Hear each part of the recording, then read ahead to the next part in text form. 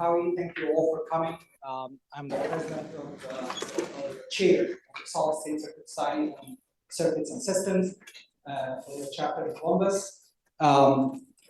Today we're going to have a talk by Dr. Paul McManamon on LiDAR systems, which is going to be very exciting. This is part of our series of talks on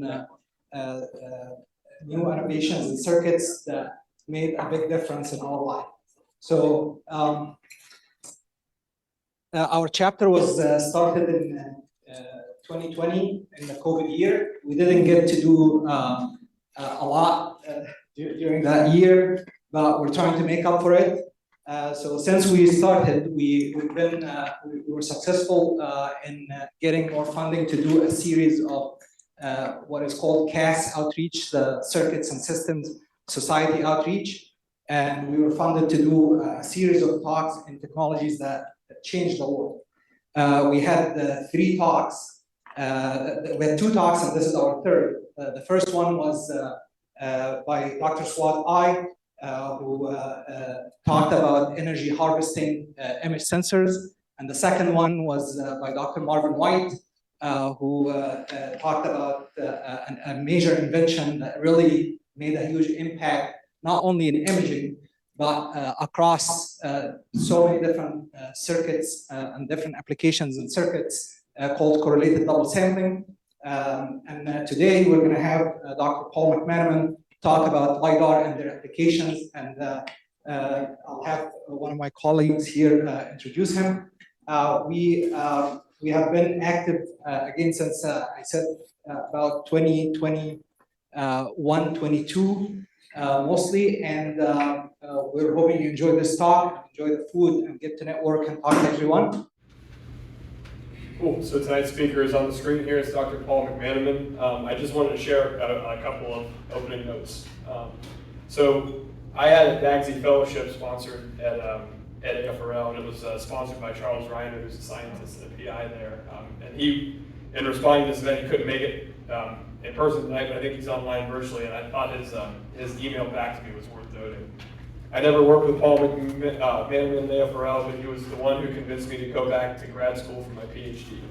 I was at an SPIE TCS Young Professionals Happy Hour in 2007. He literally walked up to about 5 of us and started giving us the hard sell on grad school. That was the final push that I needed. I wish more engineers had his conviction for workforce development. I thought that was a nice quote. Dr. Paul McManamon received both his MS and PhD in physics from the Ohio State University in 1973 and 77, respectively. He is currently graduate faculty at the University of Dayton, where he also serves as the technical director of the LiDAR and Optical Communications Institute. He is also the founder and president of Exciting Technology, supplying short-range free-space laser-comm LiDARs and optical beam steering capabilities for specific applications.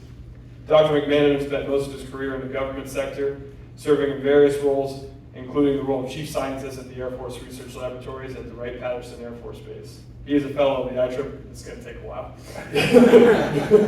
He is a fellow of the IEEE, the International Society of Optics and Photonics, the Air Force Research Laboratory, the Optical Society of America, the Military Sensing Symposia, the Directed Energy Professional Society, and the American Institute for Aeronautics and Astronautics. He served as president of SPIE in 2006 and is the winner of the Goodman Book Award for the book and the title of this talk, LiDAR, Technologies and Systems. Please give a warm welcome for our guest speaker, Dr. Paul McManamon. Thank you very much. By the way, there's one other thing I'm doing too, which is sort of fun. I like to do things that are fun. But another job I've got now, not having enough, is I'm chief science officer for a little company called NewView, which wants to 3D map the world from low Earth orbit using a LiDAR. And that just sort of sounded like fun. So, you know, it's mostly private funded. They've got one government contract. But again, it's sort of fun. You know, when you try and 3D map the world from low Earth orbit, you're between 30 and 400 times higher than if you're doing it from, you know, like 30,000 feet or 7,000 feet. So you need higher power lasers. It's just a whole different thing. Oh, I forgot to switch your mic. Oh, sorry. Yeah, I just gotta let me just turn this thing on. Yeah. I gotta remember to do that. Let's see. Why don't you reach there and do it? Yeah, it's Where am I switch on doing? the side. I think it's on now. Sure.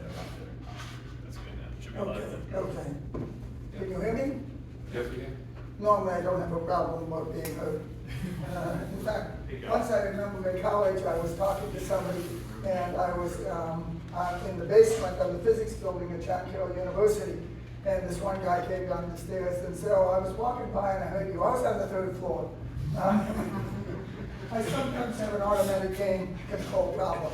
In any event, let's see, and I changed the slides like that. That works. Okay, so let's see. Yeah, I've written 2 books on LiDAR. I thought the field guide would be easier. I looked at one first.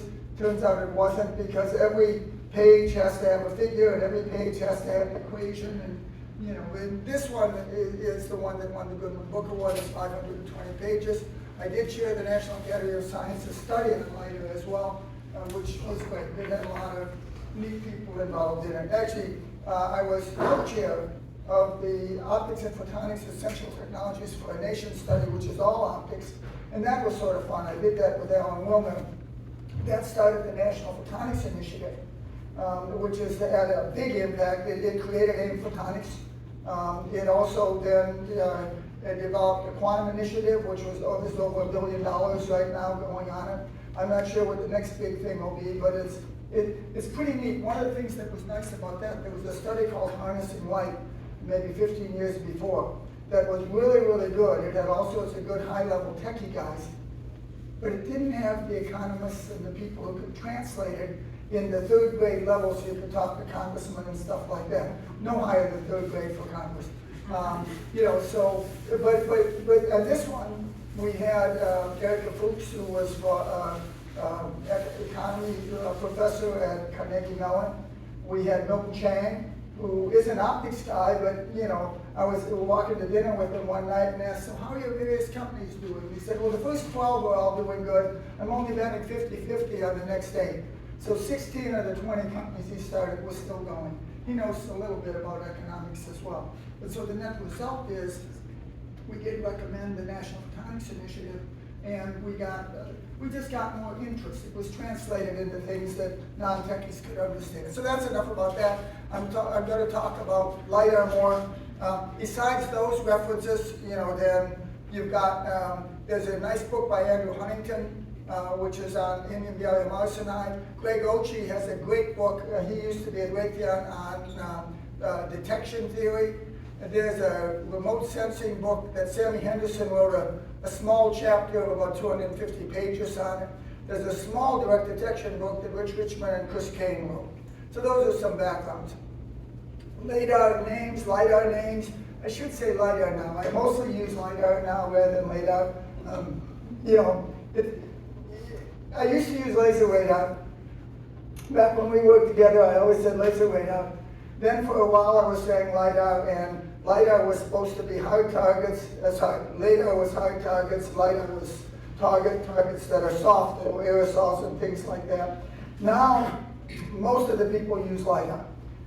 It's interesting though, because NIST defined LiDAR as the one that everybody should use. But the commercial folks, like the auto LiDAR folks, they all say LiDAR. Not only do they say LiDAR, they spell it with a capital L, a small I, then the other 3 capitals. When I was an expert witness for Uber was Google, the lawyers, no matter what I wrote down, whether it was LiDAR, laser radar, LiDAR, it always came out just like that, because that's what the lawyers wanted. But so, and by the way, for your reference, then oops, that's not what I want to do. But the radar is radio detection and ranging. So, that's one that people are more familiar with. And this shows you a little bit about the names. You'll see that LiDAR is much more popular, and even the different spellings of LiDAR are more popular than LiDAR right now. So now I swim with the tide rather than trying to swim against it and not say LiDAR. And not only that, you sell more books if you title it LiDAR instead of titling it LiDAR. Although, I will say, by the way, if you're interested in coherent LiDAR/LiDAR, there's a good book coming out by Luis Holmes, who's at Raytheon. And he knows more about coherent LiDAR, about synthetic aperture LiDAR, about laser vibrometry than I do. His book, I think, is very complimentary to mine. I was a referee for his book, so I've read it even though it hasn't come out yet. And it's a very good book, so when it does come out, that'll be SPI Press 2. I would highly recommend it. If you decide you want to get into coherent LiDAR, It's got more detail. Things that I would do, you write about for this long, he writes about he just writes a lot more detail. And this is, so why LiDAR? Where does it fit in the whole spectrum of things? You know, a typical LiDAR might be 1.5 micron or 200 terahertz. That's the other thing when you compare it against radar. Radar always says frequency, LiDAR always says wavelength, so it's hard to compare. But a typical thing I like to say is if you're a 1.5 micron LiDAR at 200 terahertz compared to an X-band radar, which is 3 centimeters, and it's 20,000 times different. Now, if you look down at C-band or L-band, it's even more than that. And so the net result is all the physics is the same. It's electromagnetic radiation, but things are different. One of the things that's different is, and I forget if I've got a chart here that says this, I probably do, but if you've got an obstacle that's this big and your wavelength is this big, it just flows right around it. So if you're X-band radar, you see right through clouds, no problem at all. If you're a millimeter wave radar, then it sees right through fog, but heavy rain, the rain particles are as big as the millimeter wave, it doesn't do too well. A LiDAR will actually do better than millimeter wave radar when it comes to seeing through heavy rain.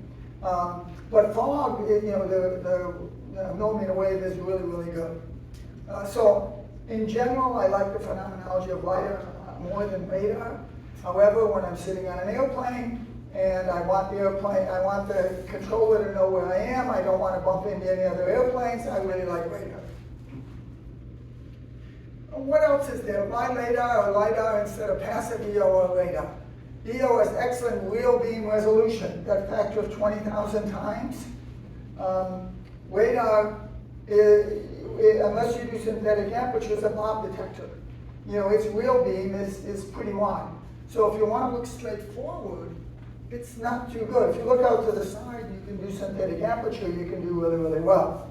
But like if you're looking at autonomous vehicles, you sort of want to know what's straight in front of you. And there are some millimeter wave radars where they try and use the whole width of the car, and you can get pretty good resolution. You know, but you're not, you know, if you've got a relatively small aperture in your millimeter wave, it's going to be sort of a blob detector straight ahead. Passive EO is nice, it's got the same resolution, but you don't control the illumination. If you're a thermal imager, there's going to be a thermal crossover time during the day when it gets, when essentially a tank, for example, is exactly the same temperature as the background, and it's going to disappear for a period of time. If you're visible at night, it doesn't work real well because you don't have enough photons. We bring our own photons, and we're short wavelength, and we control the illumination. The reason why I always like LiDAR a little more than other modalities is because it's so rich. You've got so many different phenomenologies, so many different things you can do with a LiDAR. You know, and so I really like that. Radar is a great search sensor. It can see through obscurance, it can see a long way. It's a lousy ID sensor. Hyperspectral passive is pretty good. You know, if you see a flash of color, you can recognize things. You know, same thing, but the color may be in the long wave. You know, it's, from 8 to 12 micron or something. You see a difference in spectral response. There's good color down in the visible. There's a little bit of color in the near IR. Not much color in the mid wave. There's a lot of color in the long wave. So if you want to see at night and you want to use hyperspectral, then you probably want to look at long wave. And if you get really interested in that, I highly recommend Mike Eisman's book on hyperspectral imaging. That's an SPIA book too. He got the Goodwin Award 4 years before I did. He's chief scientist now, back in my old job. And he's really a good guy. Actually, I got a, maybe some of you guys who are in my course, I might have told this story, maybe I didn't, but Mike Eisman, as I said, he's very good. He's in my old job. Actually, he had stopped for a while and only had his master's, and I kicked him and helped convince him he had to go back to graduate school and get his PhD. And doubt whether he would have gotten the chief scientist job if he hadn't gone back to get his PhD. But it's one of those things that there's a lot of people around with an ADD, all by dissertation. And so, you know, when you see somebody like that, you sort of like to encourage them You know, if you've done all the work except doing the dissertation, go back and get that done. You know, another guy did that to his Matt Durkee. You know, I convinced Matt he had to go back and get his PhD. You know, so in any event, I think that is a great thing for people to do. But LiDAR has control of the illumination. It's great for ID. Back in the early 80s, we were IDing things with what was called the rolling ball algorithm, using a CO2, I called it laser radar at the time, that ERA made, the Environmental Research Institute of Michigan, which was a spin-off of the University of Michigan, and the rolling ball algorithm, and you could identify tanks and trucks and stuff by making a 3D image in the early 80s. And you could do it automatically. That was sort of neat. Actually, another little story off to the side. ERA was a spin-off of the University of Michigan. The guy who started, Bill Brown, he came down, he was our chief scientist for a while before I was at the Census Directorate. He told the story about how he was fine as part of Willow Lab, and they were doing various research and stuff like that. But this was Vietnam War time frame, and they put up a committee where students had to approve things that they were going to get a contract on electronic warfare, and the university wouldn't tolerate it. So he said, screw it, we'll do it anyway. And so he made this separate little company, but he needed to get the university then to give him a lot of the equipment and everything like that.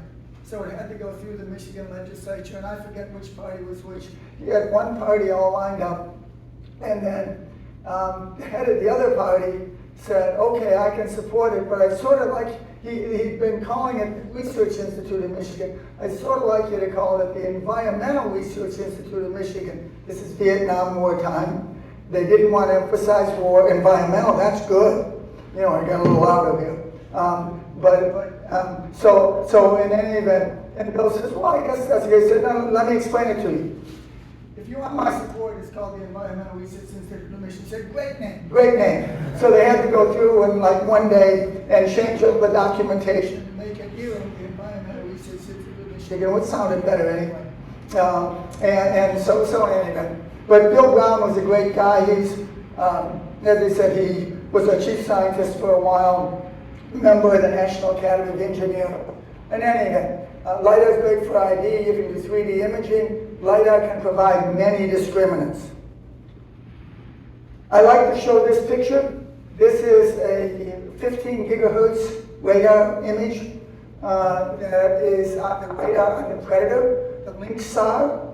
And right here, you see an image of a tank, a NIRS 9 image. A NIRS 9 image is really, really good. It's easy to tell what something is when it's a NIRS 9 image, except it isn't. I mean, when I look at that, I sort of think it maybe is a tank, but there's a NIRS 9 image of a tank in radar, 15 gigahertz.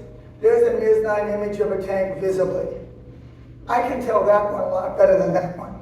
And if I'm a pilot and I maybe drop a bomb where I shouldn't and I'm being court-martialed, I'd rather show the judge this image than show the judge that image, because he's going to follow, he's going to know that that's a literal image. Radar isn't going to look as good as the visible, but radar is going to LiDAR. But LiDAR is going to look a lot more similar to visible than the radar will. Radar, you have different phenomenology. You have rivets or something in an airplane, those are going to be corner cubes. And this is just another difference. Radar is a blob detector. It's a big thing. LiDAR, you've got the diffraction limit is really little. If you're doing coherent radar or LiDAR, you need to have a spot that's a diffraction limited size. And then using synthetic aperture, you can get resolution inside of that spot. And so with radar, though, you can have a big field of view, and using synthetic aperture, you can make small images inside of that in angle and range. You know, with LiDAR, you're going to need a lot of them. And I probably shouldn't keep throwing stories in, especially some of you folks who are in my course heard this before. But one of the things that was interesting, I wasn't involved in this. I wasn't involved in radar back when synthetic aperture radar was being developed.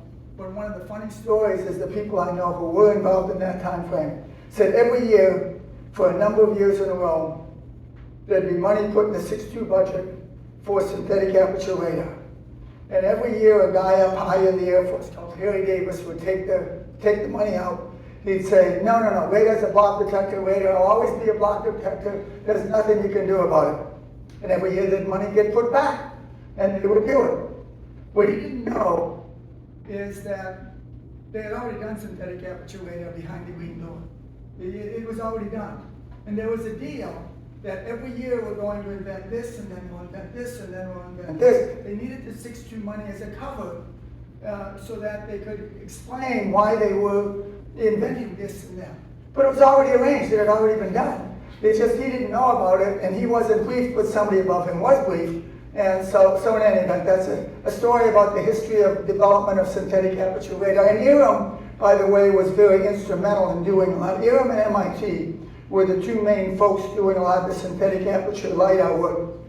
Jack Walker, who was the main tech person at Iram at the time, he wrote the seminal paper on spotlight synthetic aperture radar. I was involved with him on some of the Air Force Scientific Advisory Board studies. But it's a simple description of LiDAR. You need a laser, you need some optics, you need a receiver.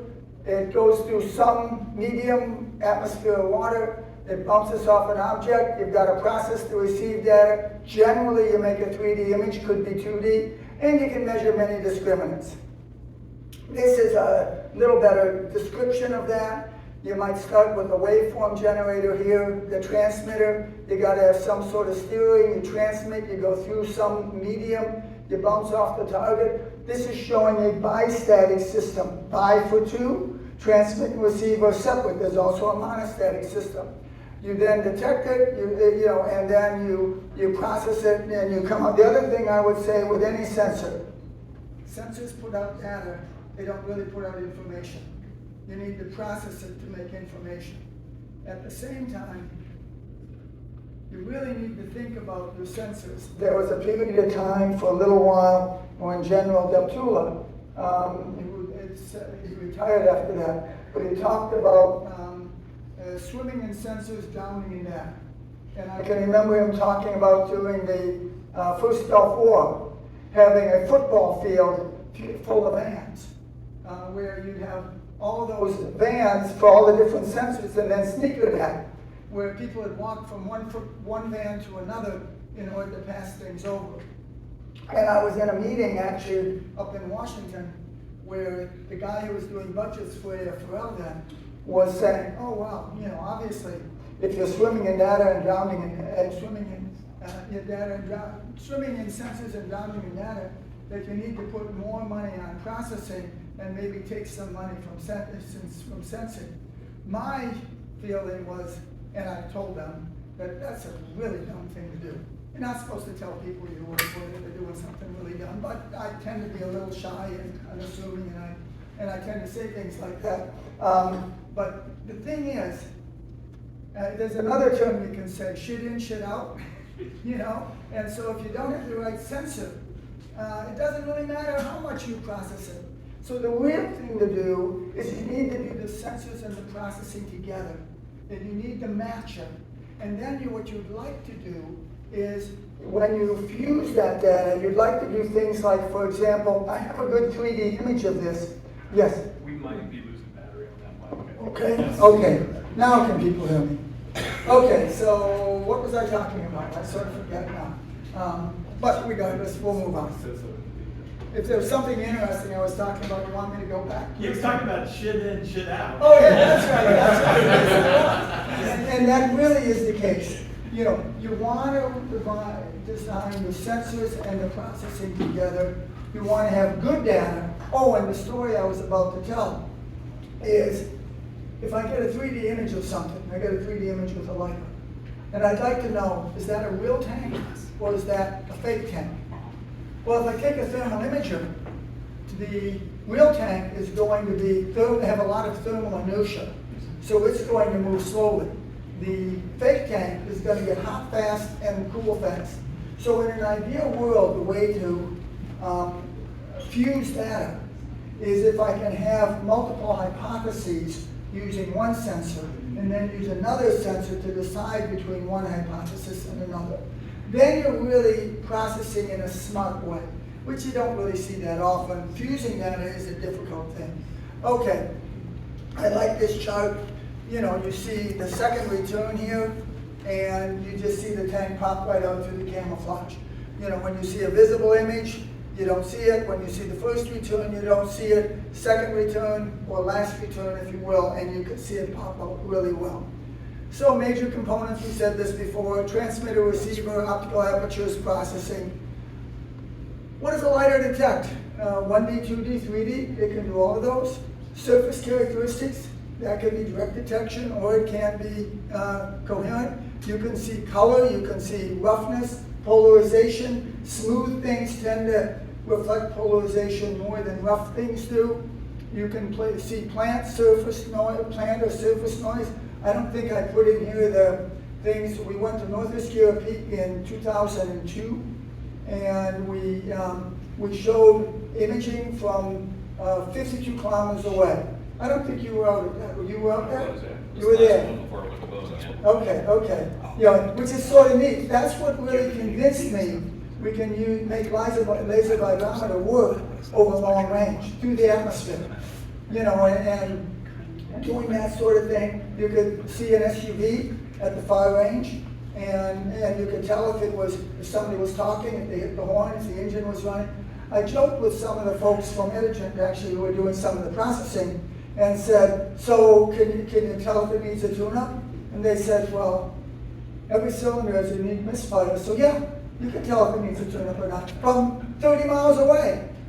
You know, and so then I became a believer that we could do this laser vibrometry stuff at range. And you also can do things like you can find out, you know, if there's a bearing going bad, you know, in some engine somewhere. You know, can you hear the difference between a diesel and a gasoline truck? You know, yeah, I think most of us can. If you can hear the difference, a laser vibrometer can tell you the difference. Certainly turbine, you can tell, hey, yeah, turbine's going to sound, if it sounds different, a laser vibrometer can tell the difference.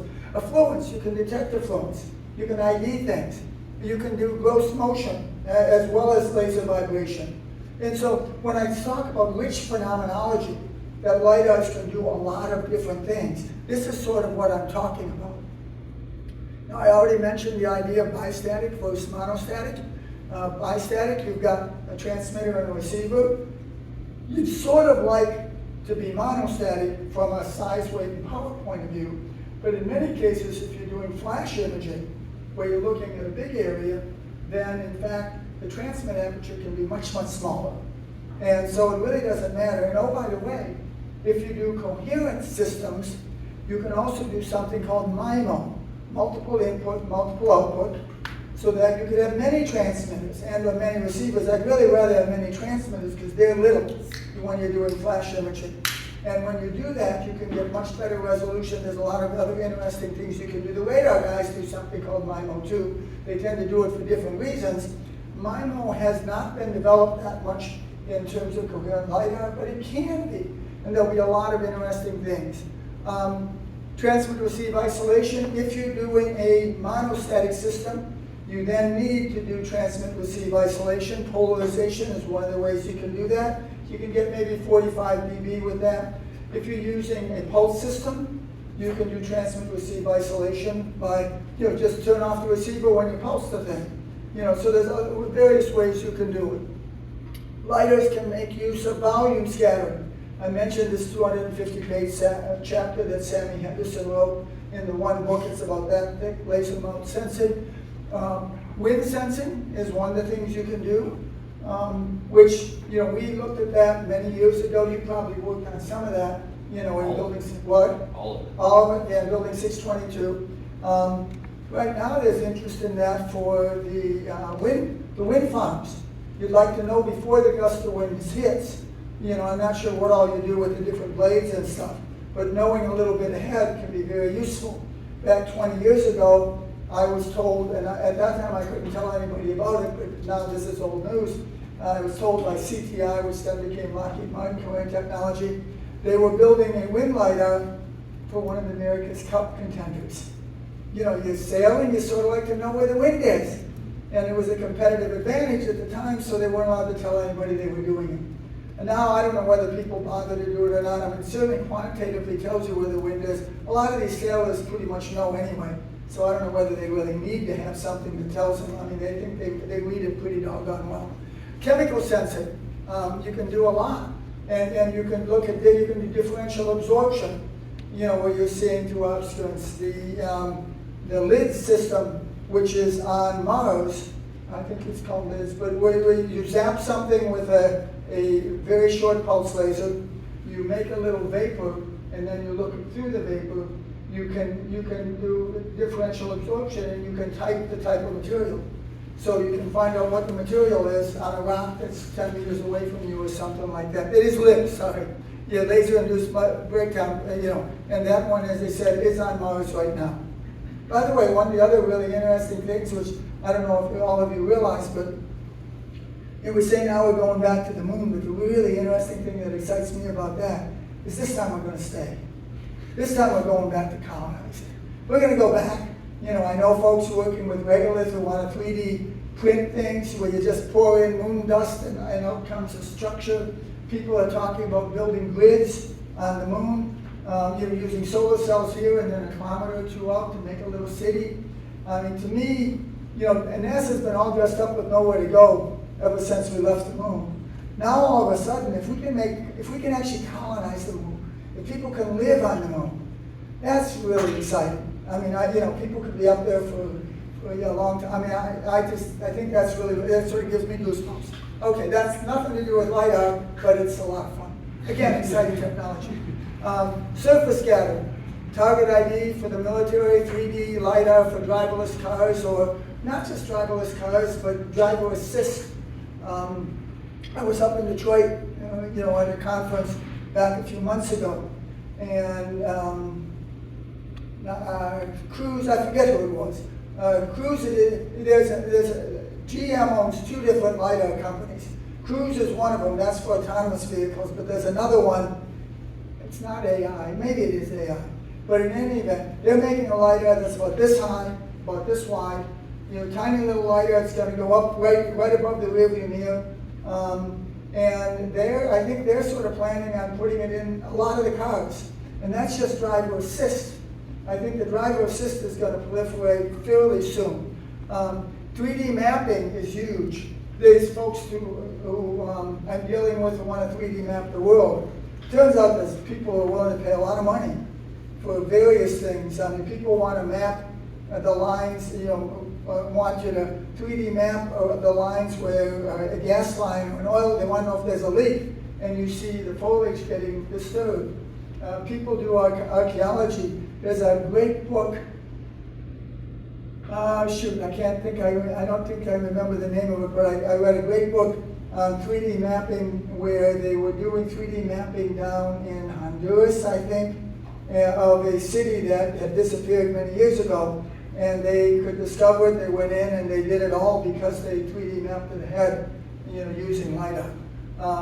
LiDAR for robots or UAVs, the Microsoft Kinect game machine, data for 3D printing. Actually, somebody used a LiDAR and 3D mapped the inside of Notre Dame Cathedral, and that's helping them a lot in terms of reconstructing it. Currently, a landscape, there's a lot of deployed passive thermal imagers, mostly 3 to 5 micron now for the military. They used to be 8 to 12, but then we switched. You can get good sensitivity now in 3 to 5 and better resolution. Active EO, there's 2D range-gated active now.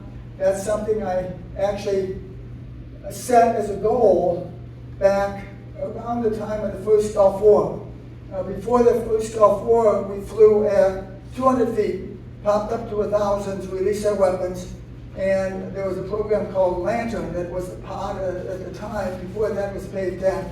It could ID something at 3 to 5 kilometers away.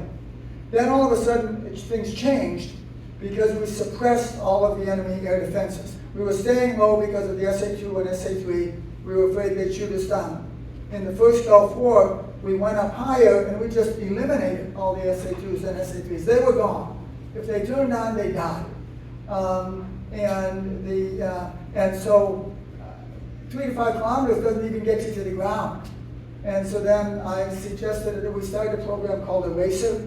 And the idea was, you already got a designator on there. Why don't we use that and ID things? I wanted to ID at 20 kilometers. I don't know if we got across at 20 kilometers, but it worked out really well. And just one other thing for your information. Going back in history, I've talked to one of the guys who was one of the original 10 pilots on the Wild Weasel program. Wild Weasel is a program we went into Vietnam and we suppressed the enemy air defenses.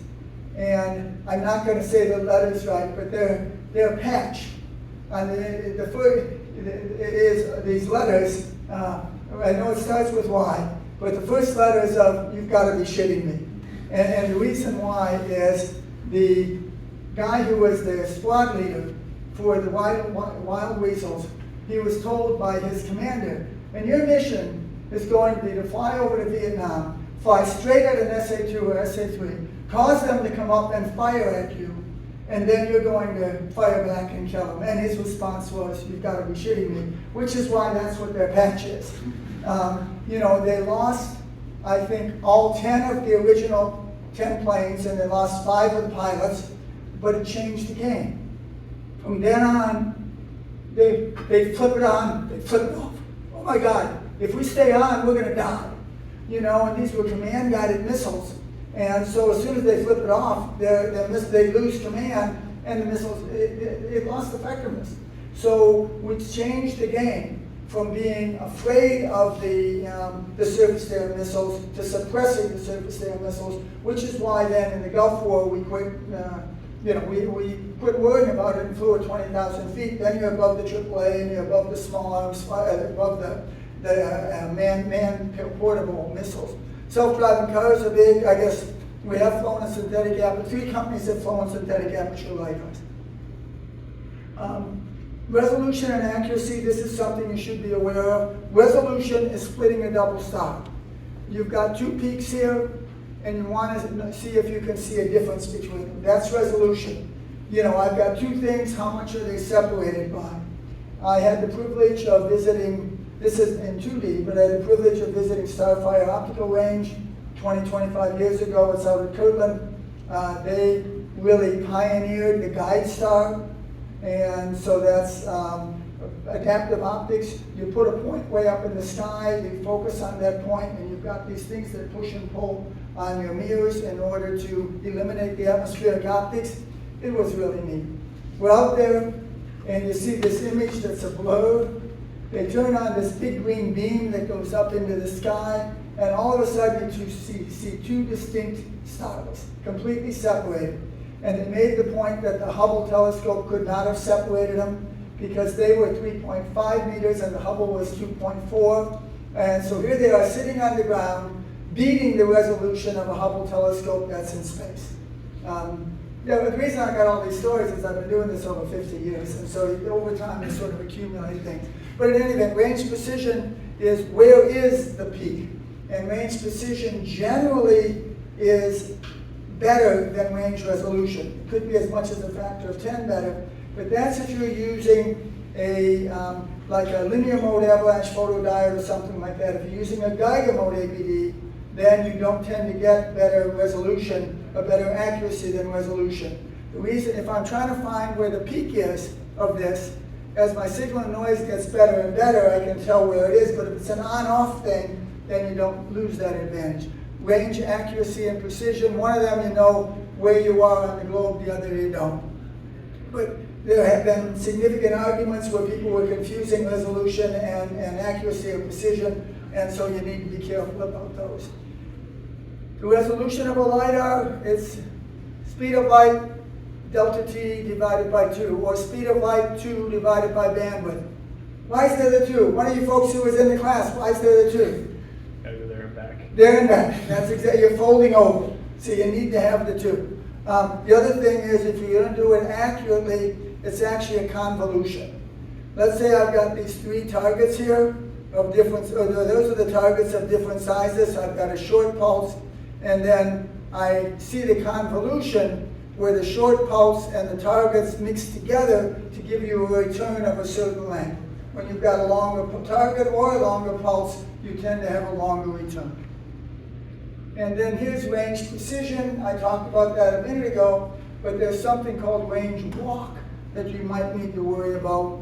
If I've got a more intense pulse, it appears as though something is closer than if I have a pulse that's lower, unless I can do something about it. I can measure the amplitude of this and just say, do this measurement of the width at some percentage of the amplitude. I can look at when it goes up and when it goes down and take the middle of that, but I need to do something to adjust for the range walk if I want to be very precise in my accuracy, my range accuracy. Doppler velocity is the change in frequency is 2v divided by wavelength. If I do a radar, you get a Doppler shift too. But remember, I said an X-band radar is 20,000 times coarser than 1.5 micron, 30,000 times coarser than 1 micron. So the lambda down here is 20 or 30 times, 1,000 times bigger, which says that the frequencies are a lot smaller. So I can do laser vibrometry. You know, I can look at an airplane with a laser vibrometer, and I can tell you the type of engine. I can tell you what the spools, what frequencies the spools are running at. And I can do that by hitting any part on the airplane, because there's enough, I don't have to hit the engines. I don't have to look straight down the engine. Any part I hit on the airplane, I'm going to see those vibrations. You know, if you turn on an engine, a gasoline power engine, diesel engine, any part on that vehicle, and you're going to be able to see it. I've actually got a couple patents that I put out, which are trying to use laser vibrometry for exploration for oil, gas, or water. You know, because right now, if you want to do that, you'll go out and you'll pay guys, a dozen guys for a day to put these things on 50-meter spacings. And you got to crawl all over the field. You're not going to be quite as sensitive with laser vibrometry as those geophones and stuff, but you can get a big area, and especially if you're on the Rockies or something, and you know some of those areas you don't want to crawl over, or if you don't have permission to go on the land, it could be useful. Unambiguous range. Again, it's speed of light times the time between pulses divided by 2. But if I dither the pulse width just a little bit, then I can extend my unambiguous range. My unambiguous range has to do with the whole pulse train. And let's see. Diffraction limited. I like lambda over d. Really, I usually use 1.2 lambda over d. 1.03 lambda over d would be the actual, you know, receive some amount of spreading with the Airy disk. Normally, you're not perfect. 1.2 lambda over d allows a little imperfection. This is like the radar guys do. Most of the optics guys will say 1.22 lambda over d, and that's the full width half maximum. You go from the middle, you go up to the first zero. I don't tend to use a measurement that goes down to the 0. I use the full width half maximum. It's easier for my calculations. But Dr. Ed Watson, who also taught in the course, he will tend to use this 1.22 lambda over d, and so will most optics people. Most radar people will use the lambda over d like I tend to use. EO systems not limited by diffraction, or sort of not limited. A synthetic aperture LiDAR is limited by diffraction, but you go a long way. And so you're making a synthetic aperture, so it's effectively not limited by diffraction. High range resolution LiDAR, just 1D. We were doing that 20 years ago. I think there's still some again, where you're just trying to make a 1D image of something, and that's very, very good for like an airplane. It's not going to be good for a target on the ground where it's complex. But an airplane, for one thing, I can pretty much guess where the nose is. It's probably in the direction they're going. If it isn't, I think the guy has some issues.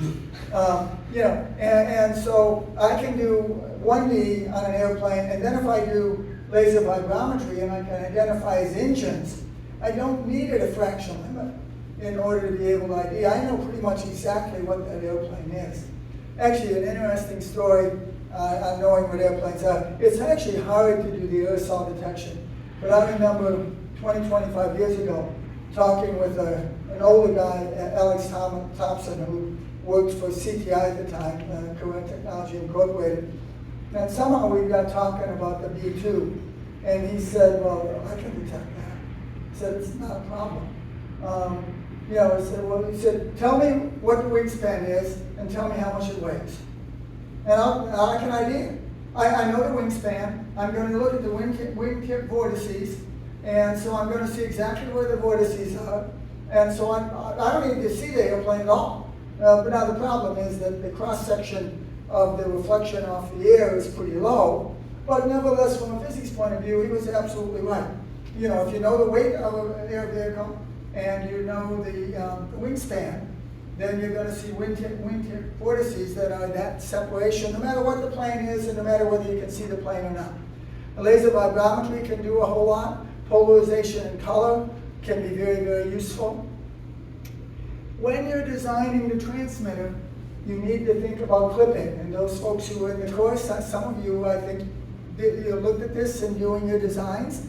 You know, and if you've got a Gaussian, you can see two different Gaussians, one here that isn't clipped much, one here that is clipped more. But the one that's clipped more has a wider beam, which gives you a smaller diffraction limit. So there's going to be a trade, you know, when you design that. How much clipping you're allowed, how small of a diffraction limit you want. But you can't go super Gaussian too. If you go super Gaussian, then you're going to not have to clip as much to get the bigger diffraction limit. You also can do different angular sampling. So you can sample, this is sort of matched right here, and you can undersample or you can oversample. When you oversample, you can effectively get better resolution. You're going to want to stabilize your image. You need to stabilize more if you scan and use individual detectors than if you use an array. I'm speeding up a little bit here. Eye safety is a big deal. It's certainly a big deal for the 900 nanometer auto LiDARs. You want to make sure that they do scans, so that helps. But you want to make sure that they don't burn your eye. And the biggest problem with your eye is if you're between about 0.4 and 1.4 microns, then water doesn't absorb, and so it'll go in and it'll focus, you know, on the back of your eye, and it can burn your retina. Whereas if you're out, say, at 1.5 micron, then you can burn the iris. You can burn right on the surface, but it's not going to go in. And 1.5 micron is better than 10 micron because it will go in some, but not too much. So it's got a little more volume that the heat dissipates over. So 1.5 micron is about the best from a point of view of the, the highest maximum permissible exposure. And you see that here, where around 1.5 micron, you can be up to about 1 joule per square centimeter. Whereas at 900 nanometer, you're 1 microjoule per square centimeter, 1,000,000 times worse. So when you're an auto LiDAR guy and you go with 900 nanometers versus 1.5, your maximum permissible exposure is 1,000,000 times worse. So that's something you got to really worry about, you know. But people do design for it. If it scans enough and all that, you can handle it. Laser safety classes, there's class 1, 2, 3, and class 4. I also like to say, people talk about eye-safe lasers. If it's a megawatt, it's not eye-safe. It's not head-safe. It'll take your head off. You know, so at some point, it's eye-safer is a better way to refer to it. It's not eye-safe if you crank the power up enough. If you can put your hand out and it burns your hand, it's not eye-safe, no matter what wavelength it is. Military object detection, and radars detect a long way away. LiDARs can help you detect, can help you ID a little bit farther out. I'm going to move on some. Cross-section, this is good to be aware of. Radar cross-section and LiDAR cross-section are different. Radar cross-section is defined for a little round gold ball, and you scatter in 4 pi steradians because the ball is smaller than the wavelength. LiDAR cross-section is defined as Lambertian scattering. I scatter off of an object, it scatters in pi steradians, It's cosine distribution, so it's effectively going into, well, it goes into 2 pi steradians, but effectively going to pi steradians. So there is a factor of 4 difference between the definition of a microwave radar cross-section and a LiDAR cross-section. So if you talk to a radar person or a LiDAR person, be careful what the definition is of cross-section. And this is Lambertian cross-section. I'm moving on here. Corner cubes, much, much brighter. And you'll see there's a factor of 4 on the size of them. Coherence, a word to avoid if used by itself. Spatial coherence has to do with, smaller beam. Temporal coherence has to do with the line width. And this shows 1 kilohertz has a coherence length of 300 kilometers, pretty doggone far. 10 gigahertz, 3 centimeters. And this is spatial. I'm moving along a little more here because I'm taking a little farther down. Far field is a transform away. There's 2 more things I wanted to do real quickly. I'm going to do a little bit of types of LiDAR. I guess I did all, but again, this is to emphasize the glitch phenomenology. I've got a whole, as the people in the course, I've got a whole 3-hour lecture on types of LiDAR. But basically, you have 1D tomographic imaging, 2D, 3D, active multispectral polarization, laser-induced breakdown spectroscopy, laser fluorescence. For coherent, laser vibrometers, range Doppler LiDAR, speckle imaging LiDAR, that's a little confusing. Aperture synthesis-based LiDAR, which can be synthetic aperture LiDAR, or inverse synthetic aperture, or multiple input, multiple output, sometimes called MIMO. Hard target modes, I guess I've gone through some of these. I'll go quick here. Now I want to say just a few words about optical beam steering, and then I'm going to quit, and then we can talk or whatever else. BS. Traditionally, gimbals are the main thing for the military. Grizzly prisms are smaller and can be flush. Their optical quality isn't real good. We've got something that'll beat grizzly prisms by a lot right now. Optical satellites sometimes are body pointed using reaction masks or whatever else. DARPA is pursuing something called chip-scale optical arrays, and I've told them that I think that's really stupid. It's really neat, it's really sexy. However, the number of wires you need in and out means if you don't mind spending decades and hundreds of millions of dollars, it's a great way to go. And I understand they're DARPA and they want to do DARPA hard things, but if you also want to just solve the problem, I can do it with space-fed optical phase arrays, an order of magnitude quicker in time and 2 orders of magnitude cheaper.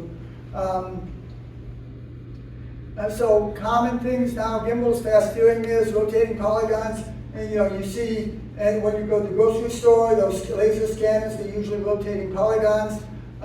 MEMS are pretty common, decenter lens-based steering. This shows you some of the common mechanical steering approaches.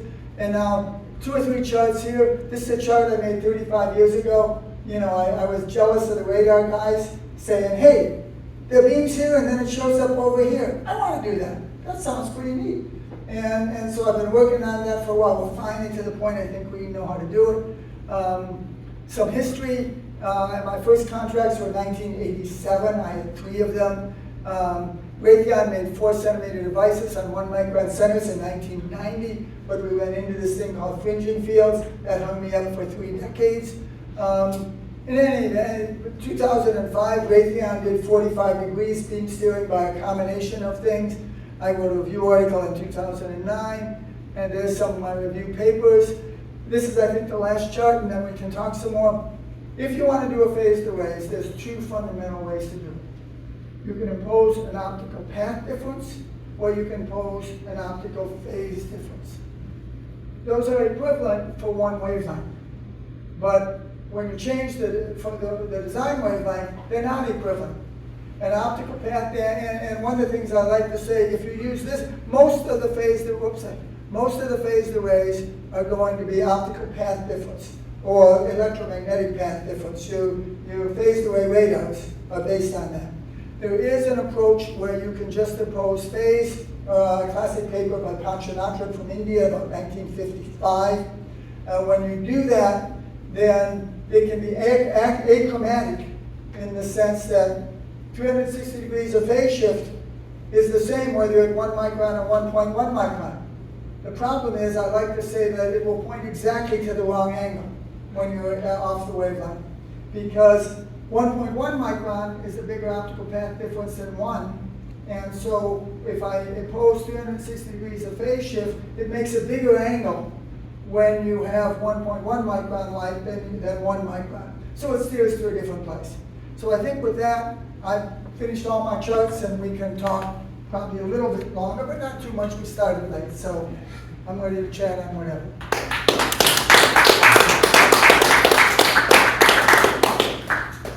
Questions, comments? This guy here has been working 30 years or something with me. He was a grad student, and I don't think I was on your committee, but I certainly. Yeah, you were. I was. Okay. That was, what year was that? Started in 90, and So a few years ago. 92, yeah. Yeah. In any event, questions, comments? Somebody, I didn't do that good, yes. So earlier in the deck, you had an image where you showed something with the first return, and you couldn't Yes. tell what it was. Yes. But then with the second return, you could. Right. So what does that mean? Is it on the same pulse, the second return? Or what? Yes. So, well, yes and no. You can do it either way. If you have a linear mode avalanche photodiode, then in fact you can get return from a first surface, a second surface, a third surface. There's also something called full waveform LiDAR, where you might see the returns as it goes through, through the media, through like a lot of the bathymetry. They have full waveform LiDARs. When I say yes or no, is it all on one laser pulse? If you're using a Geiger mode avalanche photodiode return, then you're going to get a return from one spot, and then that's it, it's going to be dead for a while. So then in that case, you're going to have to use multiple returns with a very low probability of return on each one. And you're going to build up a histogram of where you get the returns from. But yeah, you need to have some holes. If you walk in the woods and you look up, generally if you look straight up, you're going to see some blue sky. And then as you look off to the side, somewhere around there, depending on how thick the woods are, you run out of blue sky, and it's just green. Any place where there's blue sky, a LiDAR can see through. And we will see through better than a radar will. Because a radar, their wavelength is this big. The advantage is they flow right around things if it's bigger. But if the hole is only this big and the wavelength is this big, guess what? It doesn't go through. Our wavelength is much, much smaller than any of the holes. So it goes through all the holes. So you can fly along. We flew over Columbia when they were doing the drug things, a program called Machete that MIT Lincoln put together. And we could image the drug labs, and maybe you only get 10%. This is full jungle canopy. Maybe you only get 10% on this return. You move just a little bit, you get a different 10%. You move just a little bit here. After a few different times, pretty soon you got a full 3D image of the thing, even though it's only a very, very small percentage of poke through, where there's holes between them. So if it's linear mode, then you can do it all on one pulse. You can do a full waveform LiDAR. If it's Geiger mode, then you're going to get lots of returns. So when you talk about the full waveform, are you actually just digitizing the analog signal? That's exactly what you're doing, and that can be a problem in the readout circuit to handle all that data. You're getting a ton more data when you do a full waveform LiDAR. Are you trying to do that using half nanosecond pulses? Yeah, right. And so you're piling a whole lot of half nanosecond things there. And if you're trying to do it over 100 meters of depth, you can imagine then the bandwidth that you have It's on a lot. each pulse out over area and registering. So that's And you kind see of the what whole happens. thing. It's really pretty neat, actually. But the data is going to drown you. Well, that's the problem, right? Yeah, sure. But then again, that's why I said go back to the beginning. You want to design your LiDAR and your processing together. And you want to think through the whole thing. How are you going? That's the way to do it right. Then you get exquisite data in and exquisite information out. And then you tailor the sensor to collect the data that is going to allow you to process it and turn it into information. That's really the way you want to design things. Which is why the processing guys and the LiDAR guys, or the radar guys, or the acoustic guys, got to really work together if you want to get good information. Paul, can you take us through the problem that people talk about today with the car, automotive radar? Yeah. And the fight between people who want to have only radar, or they said no, LiDAR is too expensive, or people who just use image sensor and say we can put a gazillion cameras there. Yes, yes. And we just take the images and if we have the fusion No, of all of these, we don't need any. I'm a advocate of all of the above, as many sensors as you can get. I don't think that Elon Musk is an idiot, but I do think he lies. You know, and I think he does a good job of lying to create the highest stock price that he can. But I sort of blame him because I think he's giving a bad rep to, actually there's a story I gotta tell I read about Elon Musk that's sort of funny.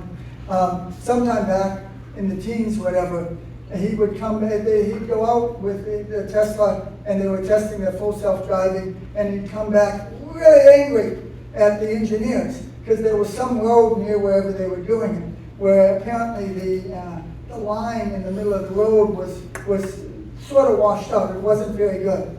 And the car would drift over the line somewhat, which says you could get in a head-on collision. So he'd be pissed off. And so he'd come back every day pissed off, so they solved the problem. They painted a nice, bright, new white line. But, you know, his thing is, well, the eyes do perfectly well. We've driven all these years. So, and I'm fine with that. If you're fine with 45,000 people dying every year on our roads, that's great. If you happen to want to make it 4,000 instead of 45,000, maybe you want to do something different. The other thing is, the human brain is exquisite.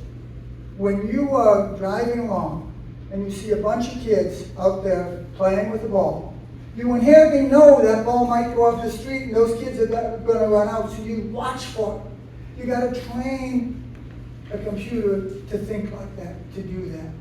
So to me, one of the advantages of the computer is it can input 3D data, for example. The human isn't real good on 3D. I mean, I think it's great for driver assist if you give it to them, but it's not real good. Whereas the computer can input really, really well. And the computer can respond quicker. So if the weather's getting bad, maybe with the LiDAR, because it's out and back, I won't see quite as far, but the computer's going to have a faster response. By the way, something else really interesting.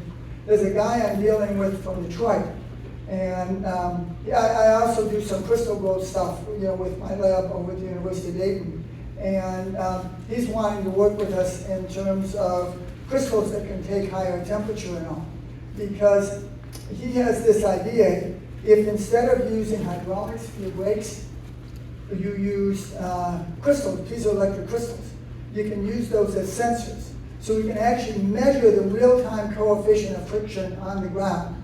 So I can combine that with an auto LiDAR, so I can tell how far I can see with the auto LiDAR, measure the real-time coefficient, and I can calculate the maximum speed I can go and still stop. And that to me is really, really neat. You know, I mean, you can actually figure out, I don't want to go faster than 52.5 miles an hour in order to be sure I can stop on these exact road conditions. He also figures with that, he can stop about half the distance on ice that these on-off braking things will do. Because he can actually stop it just before it breaks, he can turn it, he can back off, rather than waiting for it to break and go into the sliding coefficient of friction. That's sort of off to the side. But in any event, LiDAR is great. I love LiDAR. It gives you 3D image, good resolution. I think you can get better resolution with visible. I think radar is going to see better in fog. There's going to be cases when, say, you got an idiot going 150 miles an hour on his motorcycle coming straight towards you. A motorcycle has a lot of metal in it. You know, radar's not going to be real good for people because we don't have a lot of metal in it in ourselves. But a LiDAR is going to definitely probably see better range than the radar does. But if you see a motorcycle, so I really think the more sensors you have, the better off you are, the higher probabilities you're going to have. And we're going to have 4,000 deaths per year in the United States instead of 45,000. And I think that's a very worthy goal. So I'd go with all of the above. Now, another comment on LiDAR or autonomous vehicles. I think you're going to start seeing them. You are starting to see them where you pay the driver. When I was an expert witness for Uber against Google, they said 80% of the cost of a Uber ride is the driver. Well, if the car is $30,000 and 80% of the cost is the driver, I can pay $10,000, no problem, to make the sensor suite and whatever to make it autonomous. But if I walk into a showroom and somebody asks me, oh, by the way, do you want the autonomous option? I'm gonna say, well, how much is it? If he says more than $3,000, I'm gonna say, nah, I don't think I care. I mean, I can drive just fine. I mean, yeah, I might wanna relax while I'm going down to Florida or something, but I'm not gonna spend the money. So I think you're going to be able to spend quite a bit for autonomy, for trucks or for rideshare, but you're gonna spend a lot less when you give people an option and say, so what do you, and I think the prices of LiDAR will come down. You know, and you know, to me, you really do want LiDAR. I've told a number of people too, though, I don't understand how Elon Musk is getting away right now, because he's saying it's full self-driving, but he's also saying it's level 2. Full self-driving says the car, to me, is in charge. That's level 4 or level 5. You know, if he said he was level 4, then he would become a lot poorer really quick. You know, because whenever anybody dies in one of those, you know, then, I mean, he'd get taken to cleaners. Quite frankly, still, if someone dies in a Tesla, I wouldn't mind if somebody wants to ask me to be an expert witness, because I think I would enjoy that. Because I think, in fact, he's on really, really thin ice in terms of, you know, just using the cameras the way he is. Now, as it is, this emphasizes fusion. The first time I heard that somebody died in a Tesla, they said, oh, they confused the horizon with the side of a white truck. And later I saw a video of somebody dying in a Tesla when a truck had flipped over and you had the top of the truck. That first one, they had a radar on that. They've taken the radar off since. But the radar knew how far away that truck was. But they used the stereo vision, obviously, instead of the radar. And they took it as the priority, so they didn't fuse the data right. They had the information, they could have figured it out. So I believe that for autonomous vehicles or for driver assist, fusion is a really, multiple sensors and fusion is a really big deal. I love LiDAR, but I really think that you want all the above, you want all the information you can, you want to dump it in there and train that machine as much as you can. And then we're going, and then, oh, by the way, I want to communicate with the car in front of me and the car behind me. I don't like all this accordion thing. You're in this traffic jam and you speed up to 35 and then you go down to 15 and you speed up to 35 and nothing changes. You know, well, if you could communicate with the cars in front and behind you, which you can, I'll even do it with laser comm.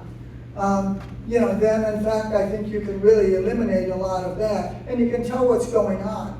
You know, so in addition to those sensors, I think communication will make a big impact. And one more thing for a good note for the autonomous vehicles. One of the guys I know who's actually head of a LiDAR company, but he says that he'd be willing to send his kids to soccer in an autonomous Uber. He wouldn't be willing to send them to soccer in a regular Uber. There's no person in there. He doesn't necessarily trust that the Uber driver he gets is going to be that good, is going to be okay with his kids. But if it's a machine, he knows where they get in, he knows where they get, he would be willing to trust that. My other thing with autonomous vehicles is by the time I'm too old to drive, I want to be able to just tell the car where I want to go. Okay, what else? Should we check on something else? All right. Is anybody online? Does anybody have a question from online? No questions online. No questions online. What? No questions online. Okay, go ahead. Do you ever build a histogram for linear mode? Say that again? Do you ever build a histogram for linear mode? The histogram? For linear mode like you do with the SPAD? Well, yeah, I mean, you don't have to, I mean, you can do it all on one shot with linear mode. So you don't have to be, you know, for a full waveform LiDAR, you can do it on one shot with linear mode if you can do the ROIC.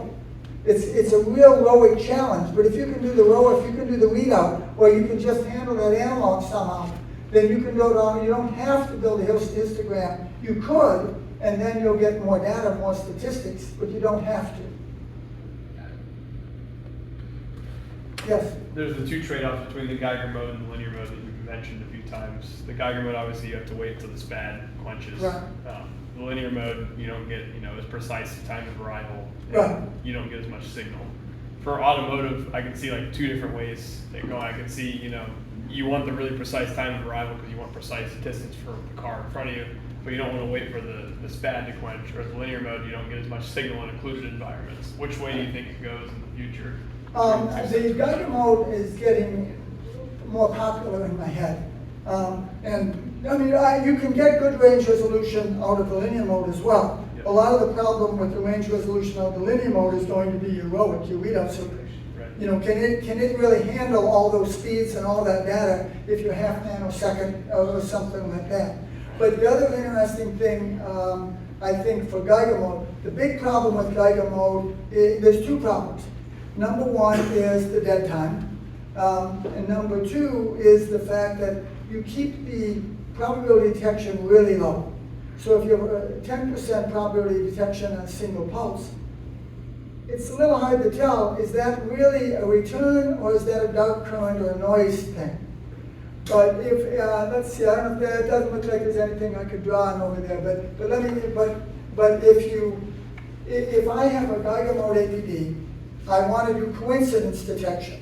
Let's say I only have 10% probability detection, and then in that case, I can do coincidence detection to determine it's a real pulse by using the detectors around the, there's something here. I don't know whether I really need to do this, but it's probably better. Okay, so, and if anybody's still online, they won't be able to see this, but hold on. Oh, okay, maybe they can see it. Okay, so,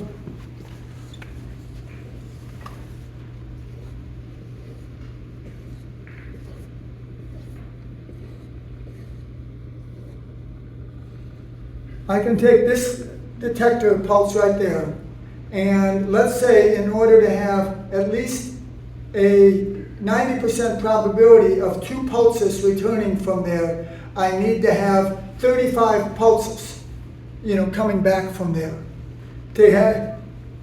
But if this is relatively flat in range, I can take all of these other returns here and use those to give my coincidence. Instead of taking 32 returns there, I take 32 returns around here.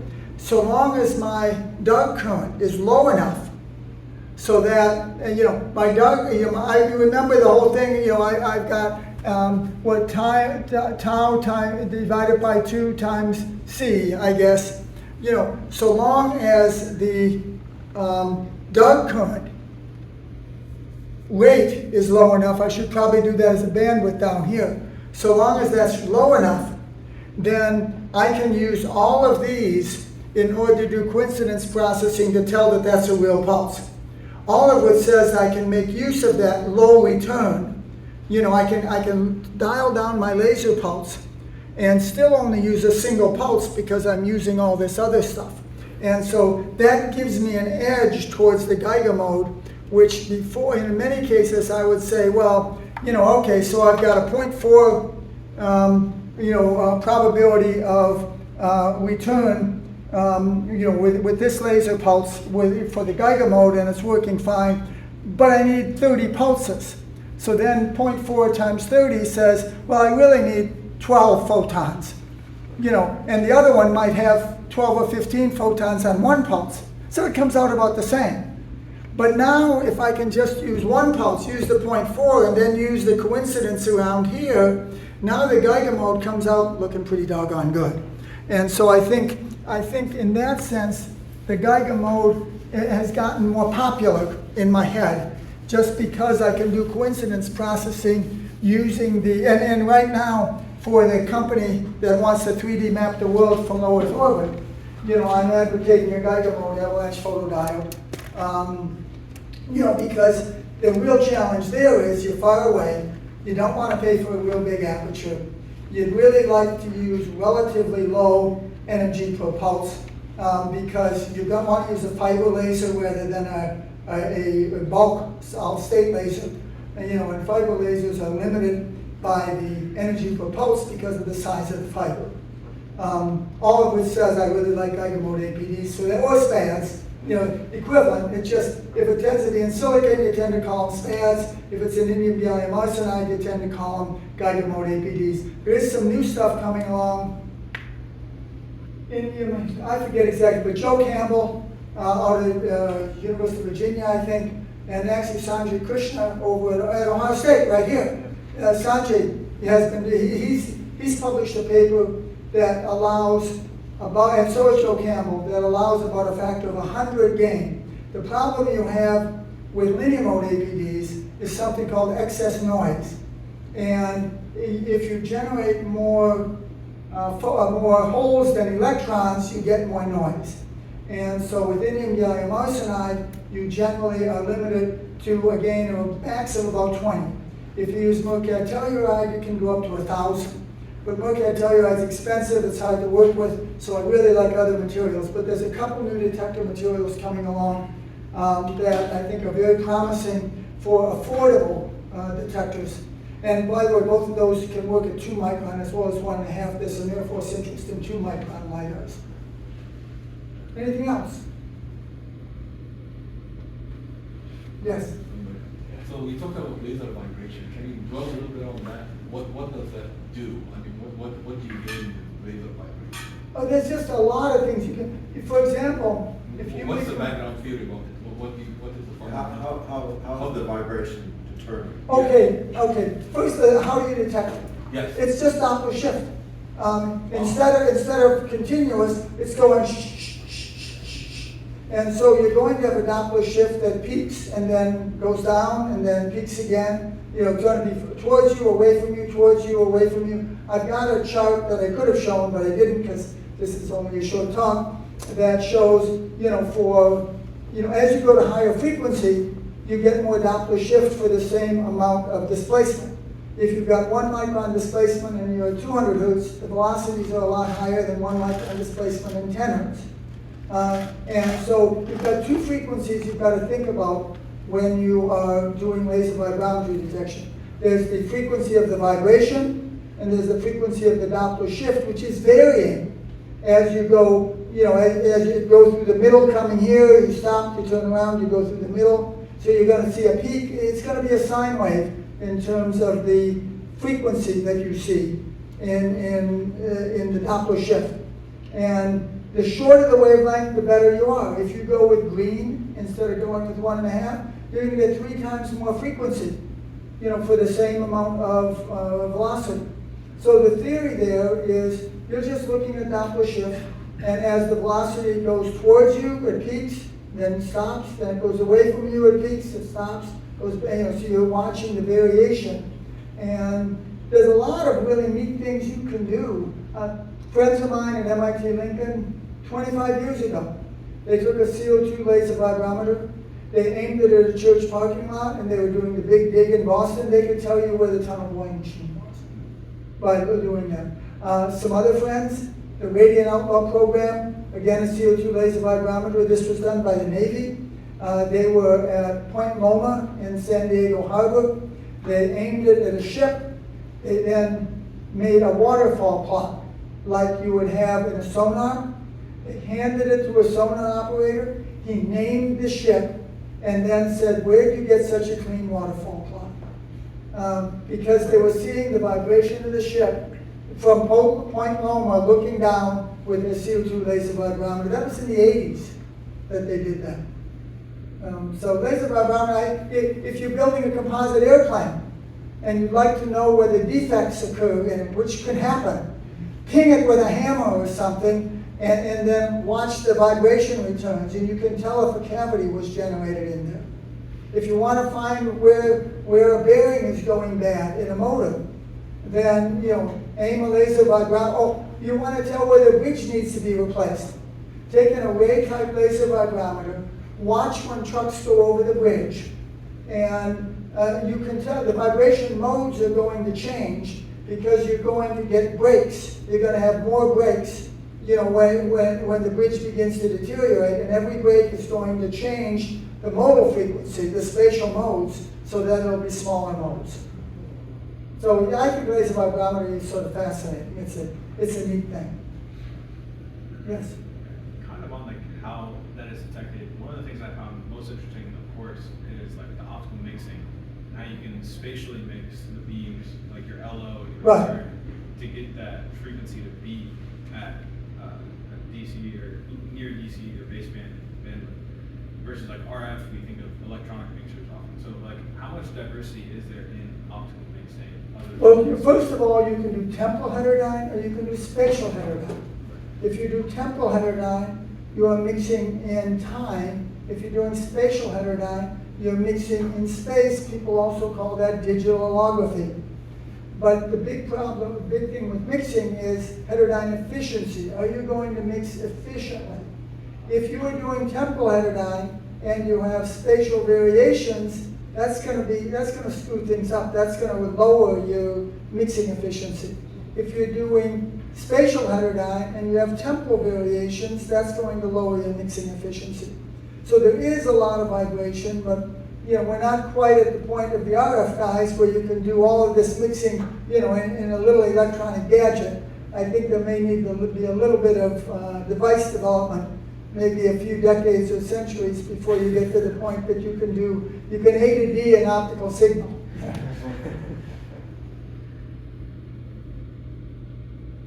Well, anyway, thank you very much. I enjoyed coming over here. Sorry I was a couple of minutes late, but it worked out good.